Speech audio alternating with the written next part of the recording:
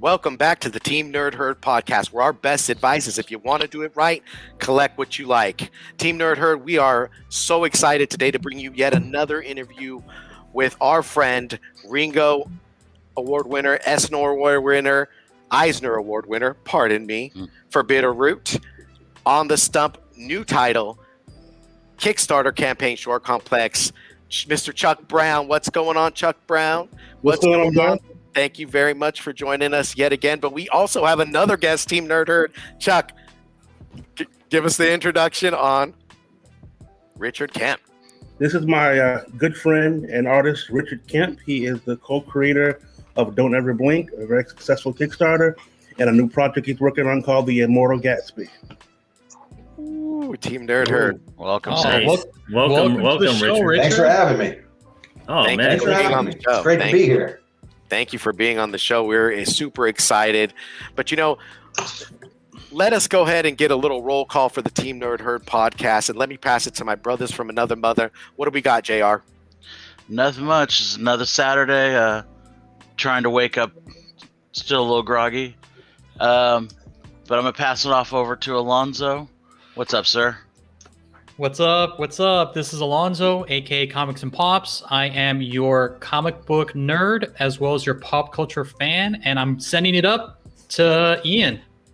And what's up, y'all? This is Hood Rat Comics coming straight at you, man. And I just want to say a big thank you to, again, man, the guy who drops a lot of our beats. That's Darian over there in Oakland. And you guys want to follow him up over here on Instagram, man. Give him a big holler, say that Team Nerd Herd sent him. And today, man, I'm representing the Ciencianos over at Cusco, man. Cusco, Peru. So I want to say what's up to them too. So I'm trying to show my football game out here, bro. So you know what's up. So I'm gonna pass it back over to Steve. Thank you very much, Ian. And I'm just your 1/12 scale collector, your comic book lover, and your chaser of all things nostalgic. But we're gonna go ahead and get right into this interview, guys. I'm so excited, Richard. We have had the opportunity to read 3 of your titles, which we are super excited about. And we have several questions, mainly though, what's been itching at my back, man. I've been reading Immortal Gatsby and you guys left us hanging. But this is an amazing story to the comic book community. I mean, you guys are in for a treat. Can you give us a little rundown on Immortal Gatsby, the premise, how it was all thought out and put on paper, and give us the fine details, because I'm super excited. That's awesome. I really appreciate it. The Immortal Gatsby. So Brian Hawkins is the writer. Brian Hawkins is my often collaborator. And if you guys, everybody watching this, you guys, if you're not familiar with Brian yet, you need to be.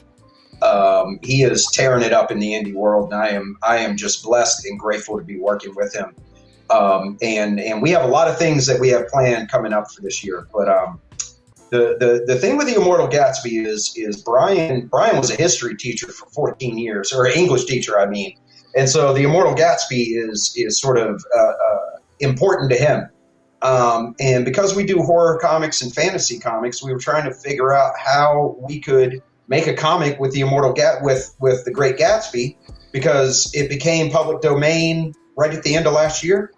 Nice. So I know we're not the only people trying to figure this out, but I think we might be one of the first ones.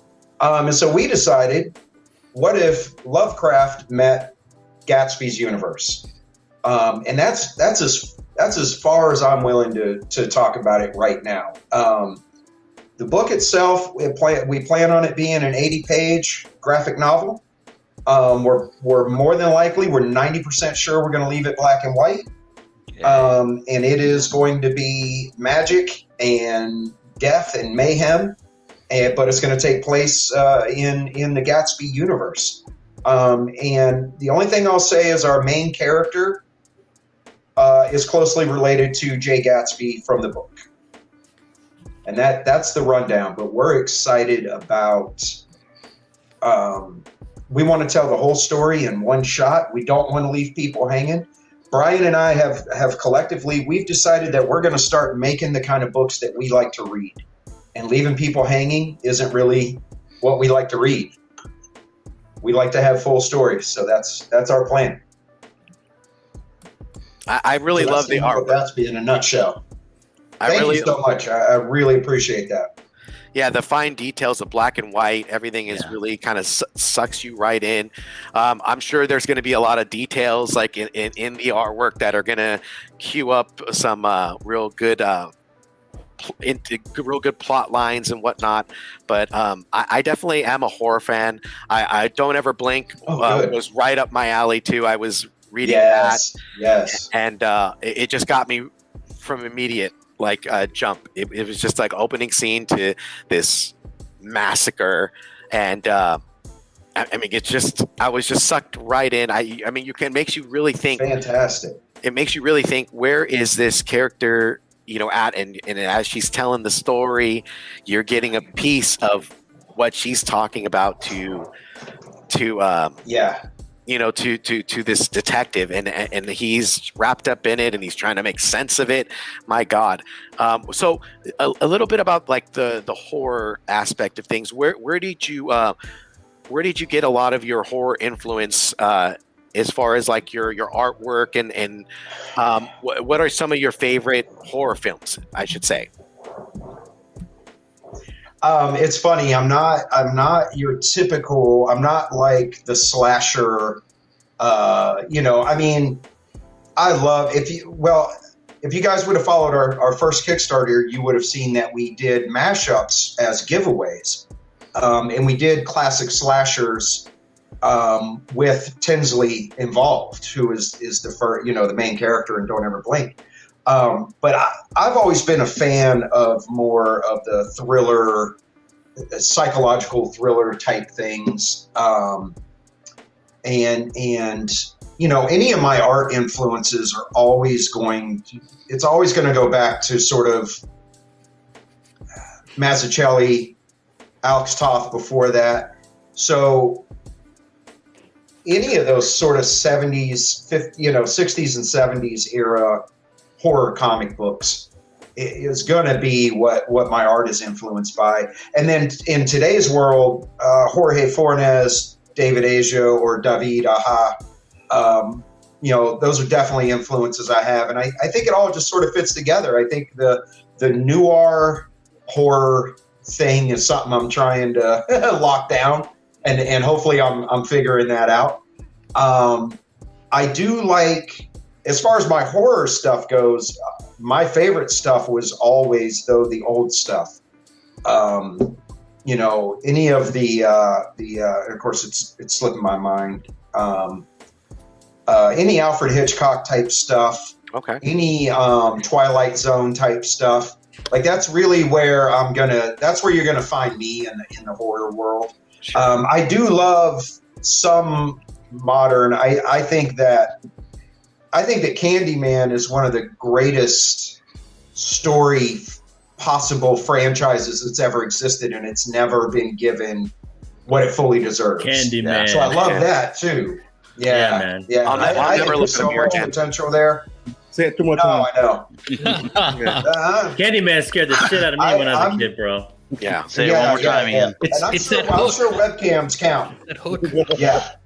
Yeah. When I first saw the art for Don't Ever Blink, I mean, I was kind of shocked because, I watch horror movies, in the daytime, and Rich is bigger than I am. So I was surprised that it was like, damn, this is cool and disturbing, man. It was like, where is this coming from? But Yeah, and it's awesome. We all have a dark side.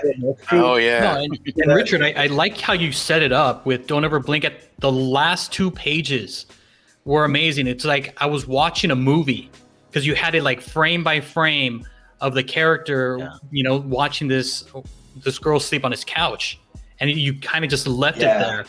And then when he leaves, like she opens up her eyes. I was like, just like a movie. It's cinematic. Yeah.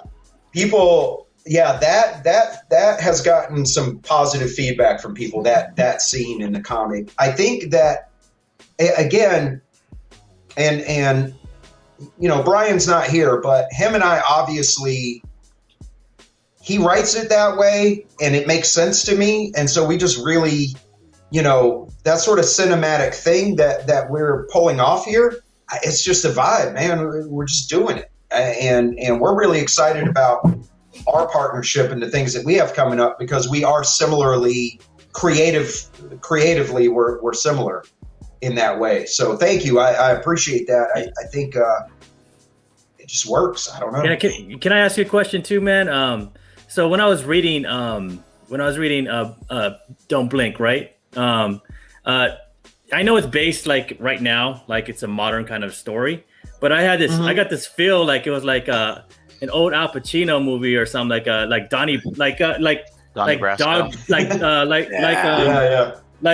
like Dog Day, right, from Al Pacino, and then I also felt like a little taxi driver in there too, like this whole little like 70s grunge. I mean, absolutely. Yeah, those influences, absolutely. Those are definitely influences on my art. All of those things. Yeah, I mean, that's a good call. I think Taxi Driver will probably influence everything I do from now until the day I die. I mean, that movie epic. It hit me in a way, everything about it. Yeah. It was amazing. And that's why I don't know how this will play in this room, but I feel like the Joker was a lesser taxi driver. Yeah, you man. know what I'm saying? Like, I love the Joker, but the Taxi Driver did it better, man. I know, Yeah. man. Straight went in for blood. I did. I'm sorry, but it's also very sad that those two movies were made 40 years apart and both make absolute sense. But that's a different podcast for a different day. Thank you all for all of those kind words about Don't Ever Blink. Don't Ever Blink. You guys don't even know. This is one of the coolest stories I've ever read. It has nothing to, I don't care who was drawing it. Mm-hmm. Don't Ever Blink is awesome. And I can't wait for the whole world to see it. It's 5 issues and they're long issues and it's hard to get them out. But once that full story is out in the world, I think you guys, if I can just make the 4 of you blown away the way I'm blown away by that story, I'll be happy.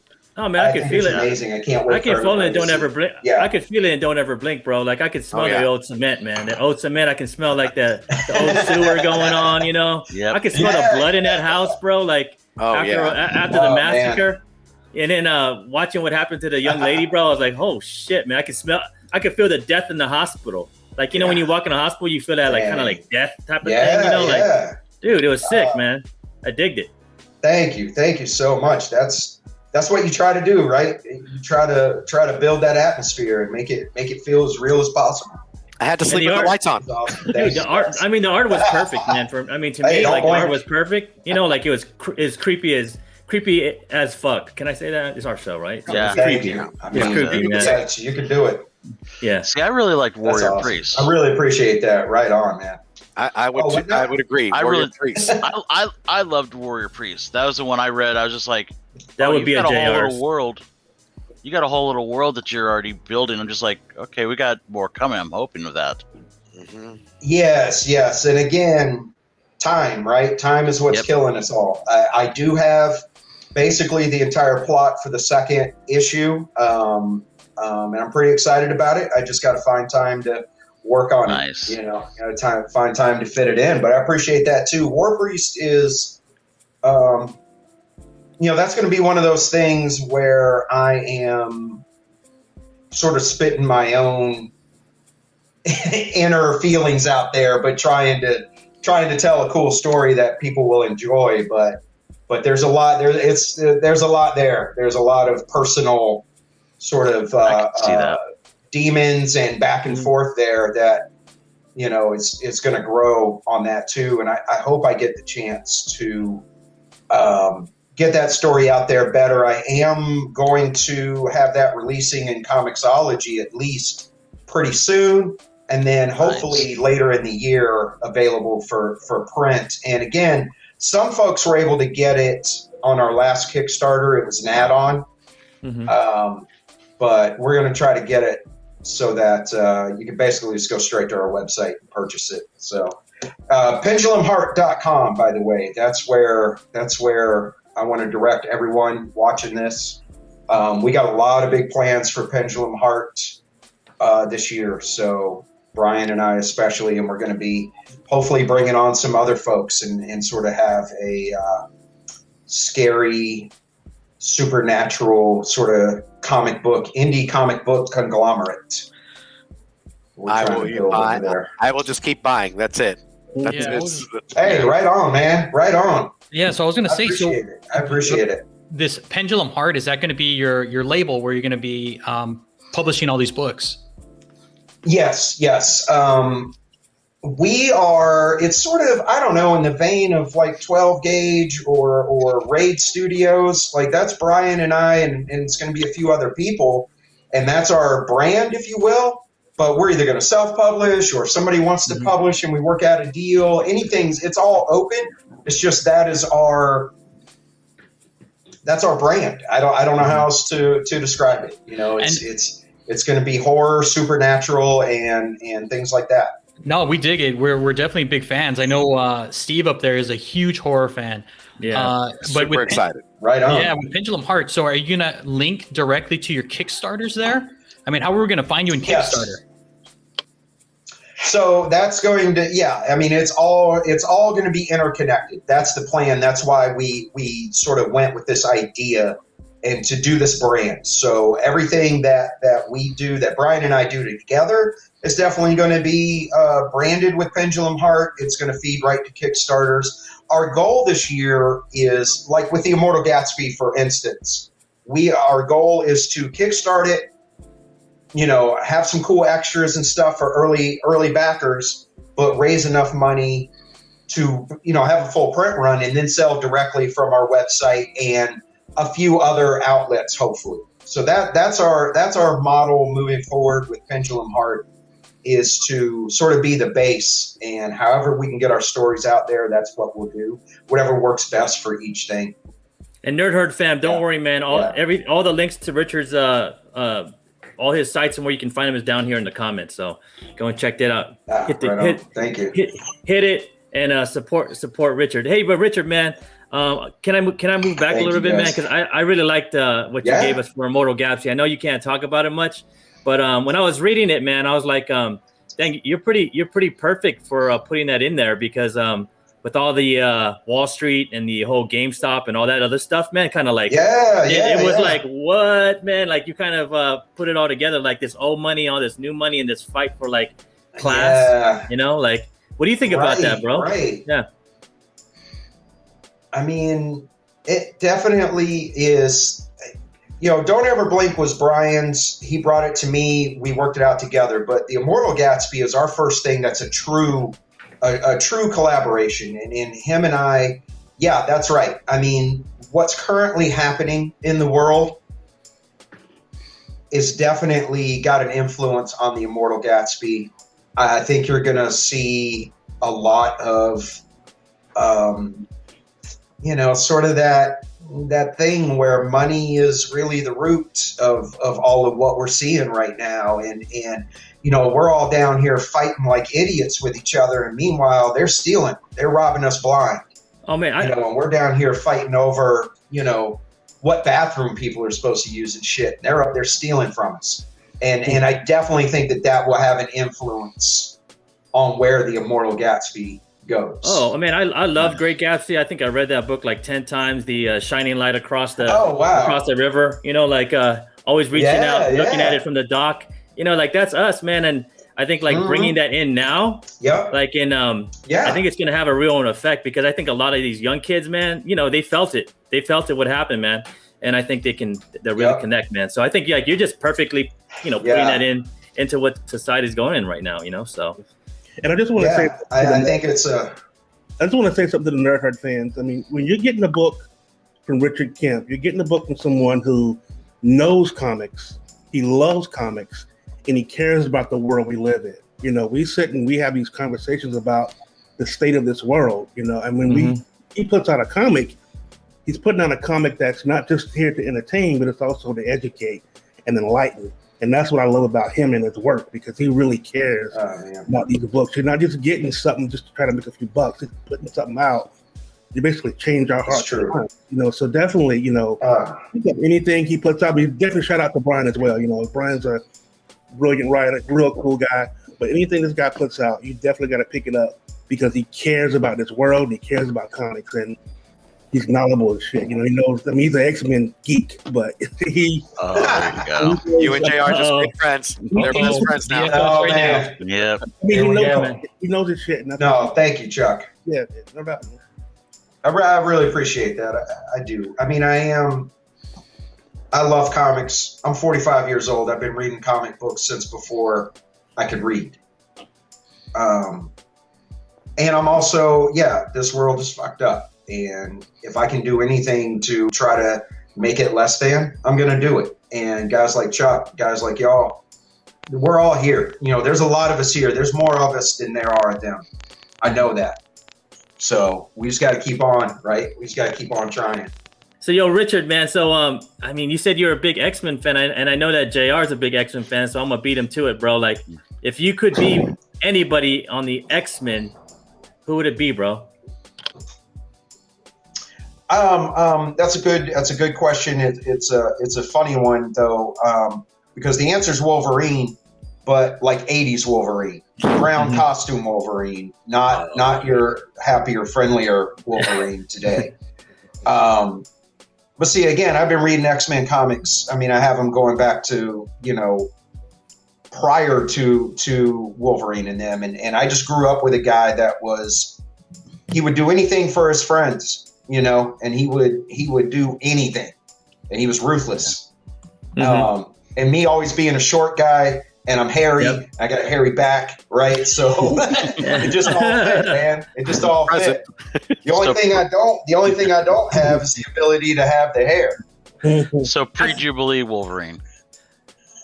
Yeah, pre-Jubilee Wolverine. That's what I never got, bro. That was a great. I never got how was Wolverine like 6'5", bro? Whenever I saw him in the cartoons, he was always the shortest dude.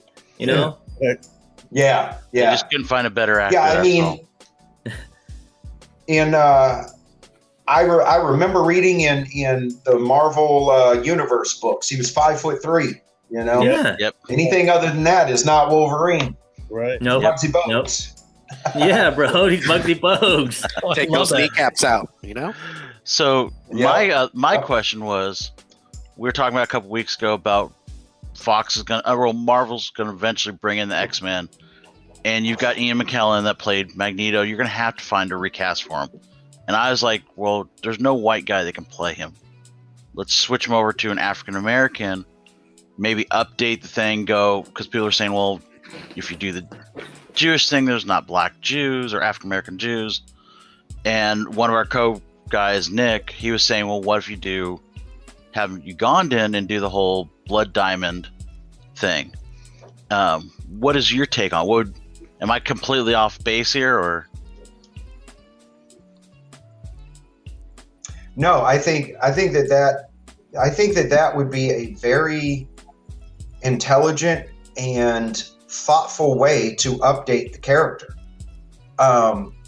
We're getting further and further away from when the X-Men were invented. Being the child of World War II, that was relevant. And we're getting further and further away from these historical things. They're not going to make sense for much longer. Nope. Unless Magneto's 200 years old, it's not going to make sense. So I think that all of our favorites could use a modern retelling. And I don't think, yes, Magneto being Jewish was important, but him being a white guy is not important. Again, that can be another tragic tale, and the things that went on in Rwanda and Uganda and those things, those are horrible, horrible things, and they easily could produce a supervillain. and heroes alike. So I think that's a hotbed of potential origin stories. But we're gonna have to have modernized comics with these characters that are pushing 50, 60 years old now. Mm-hmm. Yeah. Their origins don't make sense. Yeah. You know, they just don't add up. So either you kill them all off and have their children be superheroes now, or we just sort of do a reset. Mm-hmm. I mean, I grew up with. I think DC does a decent. I was saying I grew up with the white Nick Fury, but now I can't imagine Right. anything else other than Yeah, right. Yeah, I look at the white Nick Fury, I'm like, right. what the hell, bro? Right. You know? I will say Who's that guy? I really like the current Nick Fury, but I still love the old. Come on, it's Nick Fury. either David Hasselhoff or Samuel L. Jackson. There you go. I mean, come on. Yeah, Stop. right. Stop. Disney did right. Disney did right. So Yeah, don't hassle the Hoff. Don't So hassle the speaking Hoff. of origins, I'm going to kind of steal something from Ian that usually does.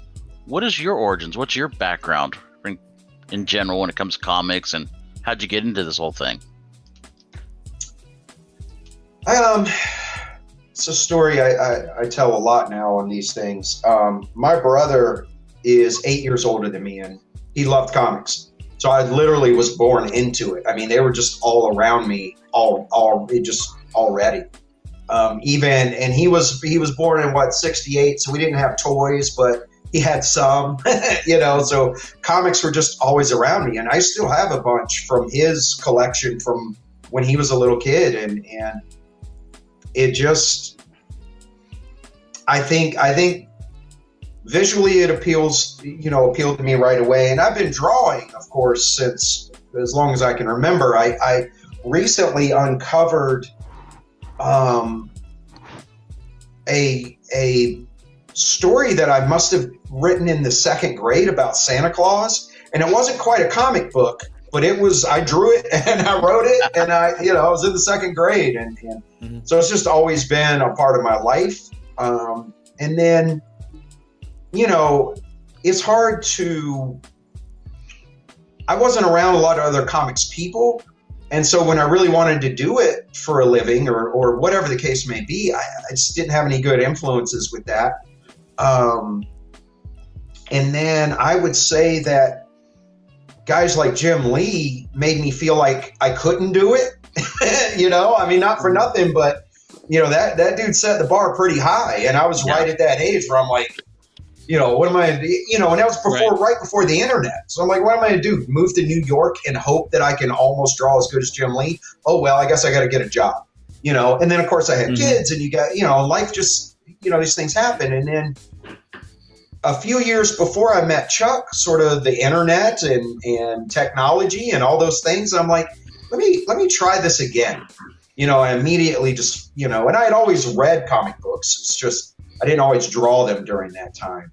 And I had been rejected a few times, and it's easy to get discouraged. But again, the internet sort of saves the day, right? Because then you see people really do. Oh, they just make comics and there's no one to tell them not to. So, that sort of jumped off. And then, I got this dream job of working at the University of South Carolina. And a month later, nice. 2 stories up is this guy named Chuck Brown. I'm like, well, who cares about this stupid job? I just met Chuck Brown.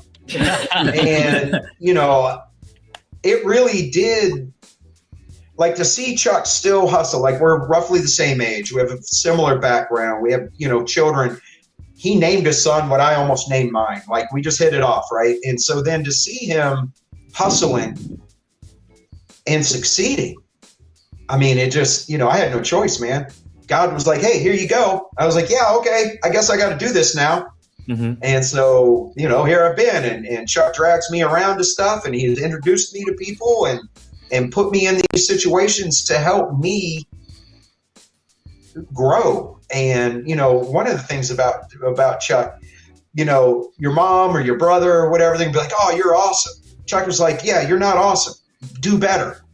And, I have been, and here I am, so it's been, that's sort of my story is I'm a nerd like everybody else. I have a little bit of talent and passion, and I got blessed enough to meet someone who would help me, sort of meet that passion. So that's my origin story. And you know what else you got, bro? You got Chuck blushing over there in the corner, man. Look at Chuck. Yeah, I can tell. And let me just point out, because in case she's overhearing, my wife has been ridiculously supportive of this for our whole relationship. For 20 years, I've had someone in my corner going, just do better, do it again. How are you, watching TV, you're not going to meet your dreams. You're right, honey. So, oh, nice. Yeah. I think we all got good wives, man, because I think we all got good wives because we can hang our toys behind us, right, Chuck? Like, right. That's how you know you got a good wife, bro. Exactly. That's right. Close the door for Oh, yeah, man. I was gonna say also one great thing about comic books too is not every story needs a Jim Lee to draw it. You know what I mean? I don't think I love Jim Lee, X-Men, but he's not perfect for every story. And I think your art works for your story. Yo, it's perfect. And I mean when I was looking at Immortal Gatsby, I was just like, damn, this guy's got because when you take away the colors and everything and just black and white, you're just looking at it going, fuck.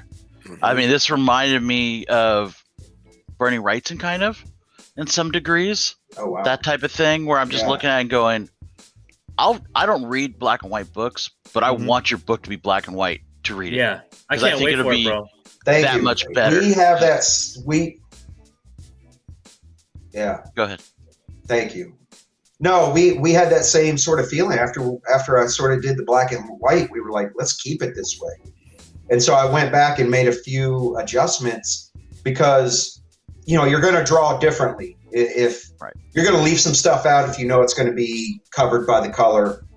But if you know going into it that it's going to be black and white and that's your goal, I think there's a lot of potential there to do some interesting things. And I personally, I'm an artist. I love black and white because I love seeing what the artist's original vision was. And to go back to your point about Jim Lee, 100%. Guys like Steve Epting and guy's name slips my mind, but like Jock, and there's all these guys that came a little bit later who really got me. Oh, wait a minute, maybe I can do this because that artwork is where I'm at. That's where I want to be. I don't want to be Jim Lee, but for a minute, that's the only way you could get into comics.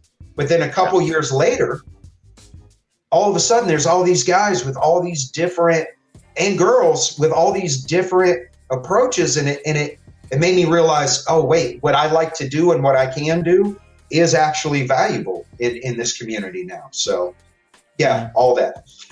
Oh man, I love the black and white, man. I think it's dope because it's black and white in a very fucking gray world, man. And we're running and Great Gatsby was based in the Roaring '20s, bro.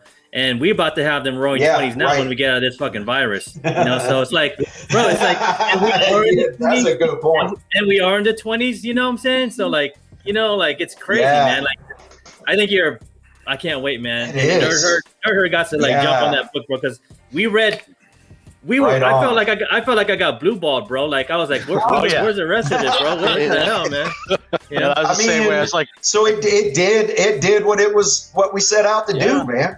Yeah. And I like that character's name. Like it's perfect, man. Yeah. I was like, dude, it's perfect, bro. Perfect, man. Can't wait, man. I'm totally gonna get this on. It's gonna be a Kickstarter, or it's gonna be a Kickstarter, right? Yeah. So we're hoping by summer, because like I said, we got a big plan here. It's 80 pages. Yes, we're gonna kickstart it. And do some nice little extras and add-ons for people. We've got, I don't know where we're at, but we've got kind of a name to help us with a cover, an alternate cover. So we're going to throw that out there and hopefully raise enough money through Kickstarter to also, have a warehouse full of Immortal Gatsby books. And after that, we're going to sell, the version you get on the Kickstarter will be slightly different than what we, to make it worth doing a Kickstarter. But yeah, then we're just going to sell it. After that, straight off our website, we'll probably look at some Amazon opportunities. You know, because we feel like something like The Immortal Gatsby will have more than just comic book people potential, you know. So, and again, you know, it's going to have some Lovecraft elements. I mean, that has their own fan base, you know. So a lot of the sort of the monsters and mysticism is going to have that influence. So, you know, we think that when this thing is done, it's going to appeal to more than just, you know, comic book people like us. It'll hit, and we've had some novel writers and things show some real interest in it too. So I could see a we're movie, excited bro. about it. I mean, we think it's gonna. Could you guys I mean, I ain't gonna lie. We I could see a movie. 100%. Like, just to piggyback off of what Ian said, when it was at the last panel, I was like, no. I took off my hat. I looked under my laptop. I was like, wait, is there more? You can't leave me like this. See? Yeah, because we're hoping you come back in the summer and I'm there. you know, bro, drop you a already few have. bucks. You got The four wallet's sold right right here. here, bro. Yeah. You got four sold, and you got all. I mean, I'm just Hey. telling y'all, and the Nerd Herd fan, bro. Like, y'all need to pick this shit up, bro. It's good, man. Let's do it. It's So- good. Yep. And again, to kind of Listen, yeah. No, I was gonna just also to what JR mentioned, like the artwork for Immortal Gatsby, the black and white, how it is very cinematic. I mean, the details you put on the stonework, the water. I mean, everything is you kind of scroll down the panels. I mean, it's amazing. It's like you're watching a movie like on paper. Wow. And it brought me Thank you. back to a very I really warm, appreciate and that. it brought me back to a very warm part of my life when I was a kid reading Great Gatsby over and over again because I digged it, dude. And Wow. it really reminded me That's dope. of That's like dope. of reading the book, man. Like, and then you know, and what That's dope. happened, you know, like it was awesome, man. I digged it, dude. And you Yeah. seriously got to have balls to do black and white. Yeah, The way, bro. I mean, the way you're saying, Yes. because You gotta be bald to do Great Gatsby, you bro. basically putting your ass out there. You're gonna see all my flaws, and as Yeah. a bad dude, Yeah. I completely appreciate that because it's kind of like that. Just you're just out there, and that's what I was like, wow, you got some serious chops. Hey, can I ask you a question though, Richard, That's man? dope. Thank you so much. Yeah. Hey, where'd you grow up, bro? Like, where was Little Richie, bro? Like when he was a Little Richie reading all these comic books. man. Little Ricky. I like that. That's yeah. So okay, wait, let me jump back real quick. For everybody watching, the Nerd Herd fam, everybody. If you go to pendulumheart.com and sign up, you will get the 7-page preview of Immortal Gatsby. Mhm. It's gonna come Oh, bounce dude, right back get it, into your get it. email. Oh, So everybody, that preview is free. Do it. That's what it's for. Do it. Okay, so that's an interesting story too, of where I'm from and all of those things. I was born in. We lived in Rancho Cucamonga. I was born in a hospital in Fontana, California. That's near In us. '78. Yeah, that's what I was wondering. If you guys, We're all of us are California around boys. town. Yeah, right on. So in '78, though, we moved to North Carolina. So I grew up in the South in a family from the West Coast, right? Mm. So I got to, like, the South really is. I think it was Jason Aaron said that it was the most beautiful and terrifying place that you could imagine, the South. Mm. And what's interesting for me, I think, is that I could grow up in the South without any of that bullshit hanging over me Mhm. being of the South, right? So I could sort of appreciate everything from the food to the culture to the people, and I didn't have any of that dumbass baggage or Mhm. weird shit or feeling weird somewhere. So I kind of really dig it. And then when I was 16, we moved to Tampa, Florida.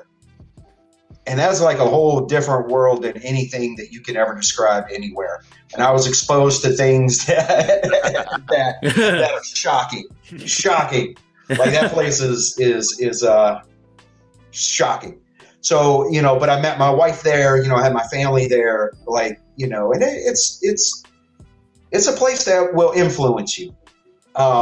And then so about 11 years ago, for uninteresting reasons, my family, my wife and my 3 kids, we moved to Columbia, South Carolina. And I didn't know at the time that Columbia, South Carolina is, Chuck, a hotbed of comic book. I mean, there are so many comic book people in this area.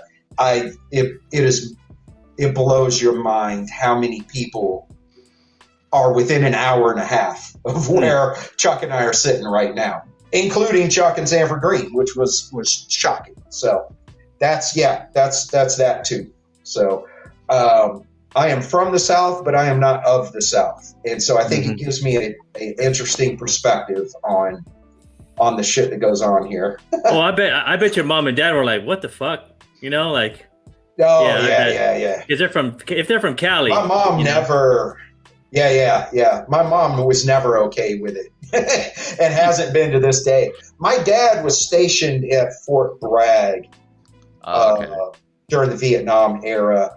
And my mom's oldest brother had been stationed there as well and had already moved to North Carolina. And of course, the way life works, like my dad worked at Kaiser Steel. And we moved there the year before it shut down. We left California the year before it closed. So if we wouldn't have done that, there's no telling. You know what I mean? It's just life. Life is hard, but sometimes if you just go with the flow, man, it takes you where you need to be. You know, bro. I have a friend, man. She grew up in Mississippi, and she's a brown person too, right? And she told me some shit, bro. I'm like, what? She talked to me about like voter intimidation and lines. She's like, that shit really happens. I'm like, huh? And she's like, that's why everybody came out and vote, because they could vote by mail. You know, because when you go and vote there, like, you get intimidated. You know, like, you have to vote a certain way or people look at you like you're crazy. Yeah. You know, I was like, what? That doesn't happen here in Cali. So if I was down there, I'd be fucking pissed, bro. Yeah. You know, so. Whatever. It's the cuss, bro. Right. Whatever people think it is and more. You know what I mean? Like that stuff, that intimidation. Obviously, Chuck can speak to this better than I can. He grew up in this place, but it's hard to be. It's hard to be in the South, man. It's hard to be who you're supposed to be. But you know, Atlanta, you know, Georgia, they're proven that again, there's more of us than there are of them. Mm-hmm. It's going to happen. It's going to change because it just, you know, again, poor people fighting with other poor people is dumb. At some point, we're going to wake up and go, wait a minute. You know, I think that's starting to happen. It is. I really believe that. I'll tell you. I tell everybody, you know, especially my youngest kid, and you know, I don't know how old, you know, you guys have kids and stuff. They don't fuck with this stuff. Yeah.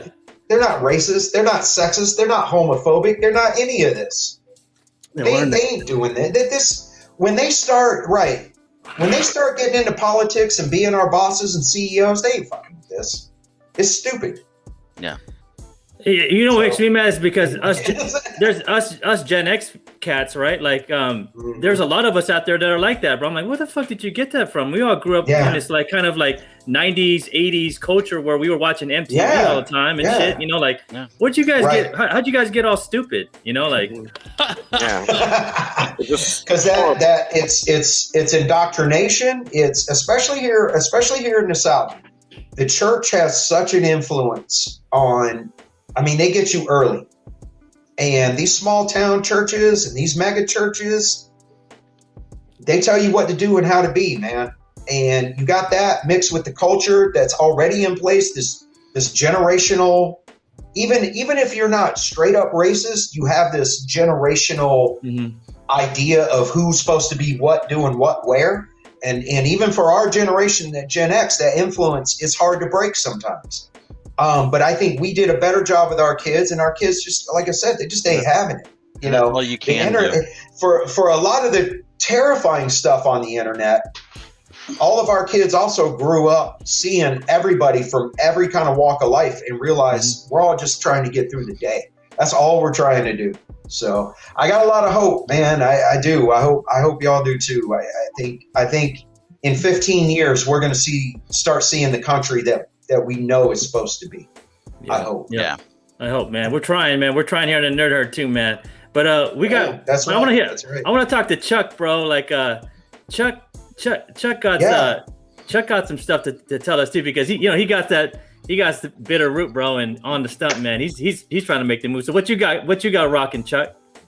Nothing right now, man. Honestly, just a lot of stuff. I can't really talk about, unfortunately. I recently did the Superman story for Superman Red and Blue, and that'll be out in, I think it's April.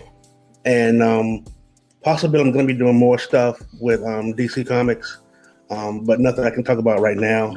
Hopefully, maybe. Come on, man. Come on, Chuck. You can tell us, bro. Not even a little tease.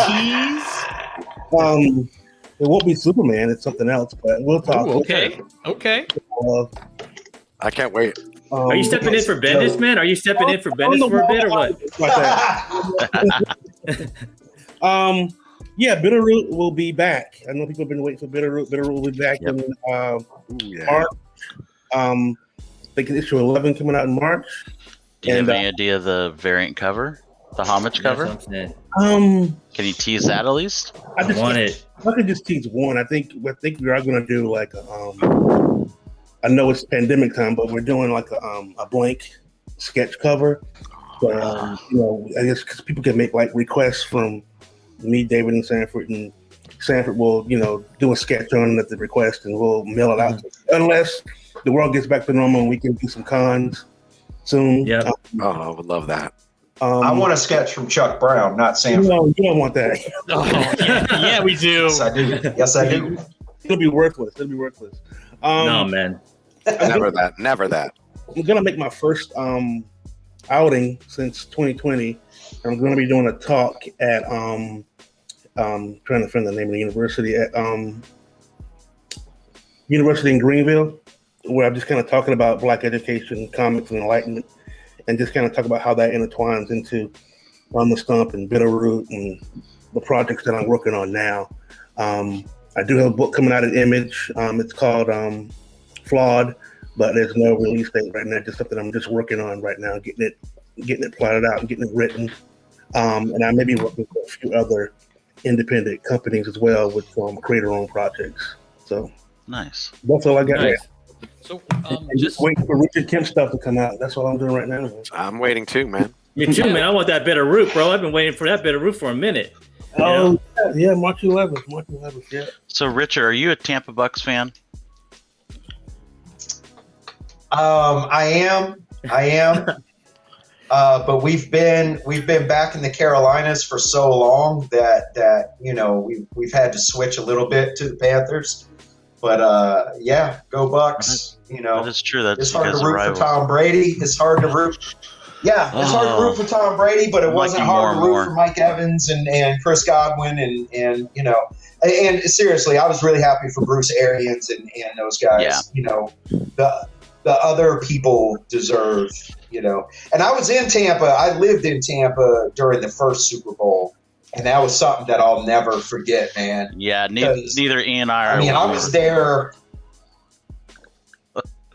Remember, we're both Raider fans, so yeah, man, we won't forget that Super Bowl either. Man, we'll never forget that Super Bowl. Well, let me tell you something. That was wild for me because I was a Raiders fan until I moved to Tampa because I didn't have a football team growing up.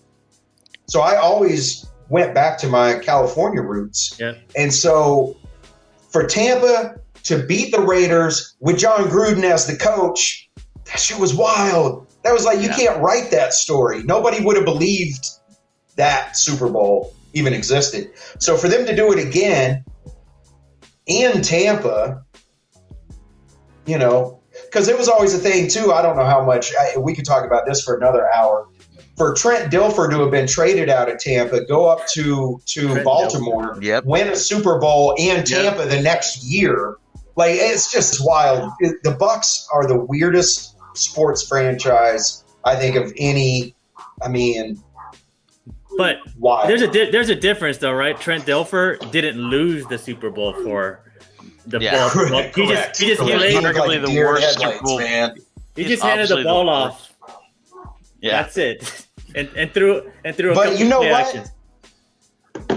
You're right, but he's got that big fat ass ring that said he won the Super Bowl. I know he does, man. You can't- you can't beat that, bro. I know. So does the third string long snapper. You know, He's all That's the they truth. have the ring. Yep. But you're right. Yeah. Exactly. That's the truth, So- man. Exactly. So I got to bro. go with one other great debate because we know the Carolinas are known for their barbecue. Here we go. Ooh, JR. Ian loves Texas barbecue.